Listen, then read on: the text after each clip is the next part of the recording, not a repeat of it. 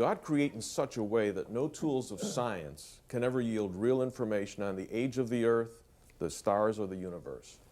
Well, scientific evidence can certainly shed light on the age of things, but observational science can never prove the age of something, because observational science deals with the present. It deals with testable, repeatable processes in the present. When you ask about the age of something, you're not asking a science question, you're asking a history question, aren't you? Because you're asking, when did something happen, when in the past?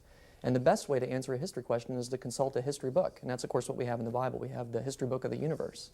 But the history book that we've been talking about, namely the Bible, we've been talking about, does the Bible teach that the word day has different meanings? And you have to go back to the context itself. If Moses used it in 3 different ways in Genesis 1 and 2, then aren't we allowed from the record of nature to find out what God has told us in the record of nature?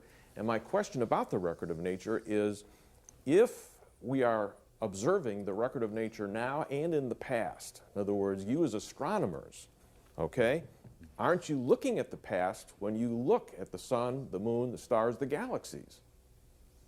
Okay, well, a couple different questions there. Okay.